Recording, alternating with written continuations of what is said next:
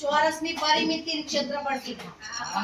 લંબચોરસની પરિમિતિ ક્ષેત્રફળ શીખા. હવે લંબચોરસમાંથી સમાંતર બાજુ ચતુષ્કોણ બની જાય.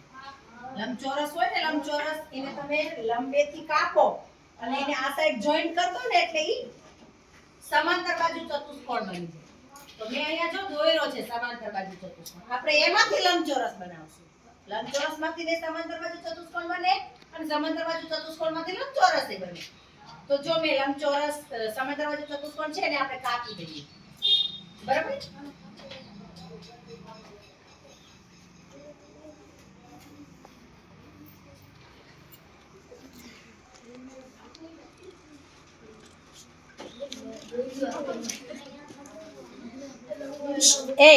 લંબચોરસમાં શું હોય? બે બાજુઓ કઈ કઈ હોય? ગુણ્યા બોલવાની જરૂર નહીં, હું બાજુઓ પૂછું છું. હું ક્ષેત્રફળનું સૂત્ર નથી પૂછતી. લંબાઈ અને પહોળાઈ બે હોય ને. તો સમાંતર બાજુ ચતુષ્કોણમાં પણ બે વસ્તુ હોય.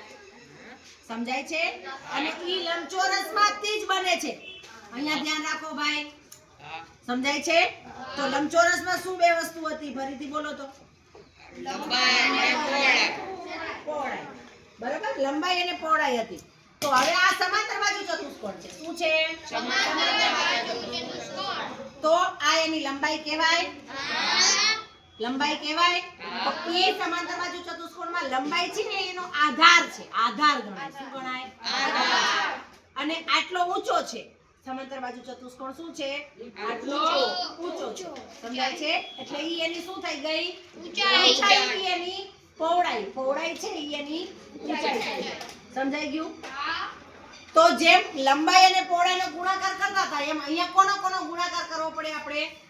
આધાર અને ઊંચાઈ. ઈ એનું ક્ષેત્રફળ થશે. પણ બે વસ્તુ સરખી છે એ સમજાવવા માટે જો આપણે હવે એનાથી કટિંગ કરશું. એક સાઈડ આપણે કટિંગ કરી લઈએ. ધારો કે જો આ બાજુ મેં આ સાઈડ દોરી છે ઈ હું એને કટ કરીને આ સાઈડ લગાવીશ એટલે લંબચોરસ બની જશે.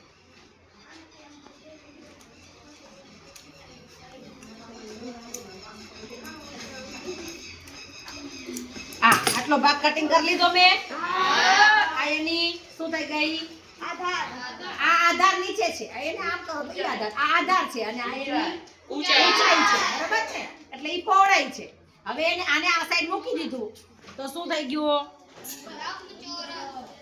હા, શું થઈ ગયું? લંબચોરસ. દેખાઈ ગયો? થઈ ગયો લંબચોરસ. તો જેમ લંબચોરસનું જે ક્ષેત્રફળ થાય ઈ સમાંતર બાજુ ચતુષ્કોણનું થાય? નો થાય. લે કે નો થાય? ગુણાલ કે નો થાય? હવે આમાંનીમાં ફેર શું ગયો? કહો તો. કઈ નહીં. જરા પણ ફેર નહીં. ચોરસ થઈ ગયો કે નહીં? સમજાઈ ગયું? તો લંબચોરસનું ક્ષેત્રફળનું સૂત્ર શું છે? ફરીથી બોલો તો. લંબાઈ ગુણ્યા પહોળાઈ. લંબાઈ ગુણ્યા પહોળાઈ. તો સમાંતર બાજુ ચતુષ્કોણનું ક્ષેત્રફળનું સૂત્ર શું થાય? આધાર અને ઊંચાઈ. છોકરાઓનો જવાબ દે. છોકરાઓને લે. શું? ફરીથી બોલો. લંબચોરસનું ક્ષેત્રફળનું સૂત્ર શું થાય? આધાર. લંબચોરસનું લંબાઈ અને ઊંચાઈ. આ સૂત્રો કરશે. લંબચોરસનું ક્ષેત્રફળ કોને આવડ્યું? લંબાઈ ગુણ્યા પહોળાઈ. અને ઉભો થા. અને સમાંતર બાજુ ચતુષ્કોણનું ક્ષેત્રફળનું સૂત્ર શું થાય? આધાર ગુણ્યા ઊંચાઈ. હા, કેમ આધાર ગુણ્યા ઊંચાઈ? કારણ કે જે આધાર હતો ઈ તેની લંબાઈ હતી ને અને ઊંચાઈ હતી એની શું થઈ ગઈ? પહોળાઈ. ખબર પડી ગઈ ને? થઈ ગયું? હવે બોલો સમાંતર બાજુ ચતુષ્કોણનું સૂત્ર શું થશે? આધાર ગુણ્યા ઊંચાઈ. હવે કેટલા આવ્યું સમાંતર બાજુ ચતુષ્કોણનું સૂત્ર? કેટલા આવ્યું? આધાર ગુણ્યા ઊંચાઈ. આધાર એટલે શું? લંબાઈ. લંબાઈ અને ઊંચાઈ એટલે પહોળાઈ. સમજાઈ ગયું? જો આમ કરી દો તો આ શું થઈ ગયું? સમાંતર બાજુ ચતુષ્કોણ. આમ કરી દો તો આ શું થઈ ગયું? સમાંતર બાજુ ચતુષ્કોણ. બરાબર? ચલો આ કાગળ બધા જોઈ લેશે. અને આમ કરી દો તો શું થઈ ગયું? લંબચોરસ. સમજાણ બધાને?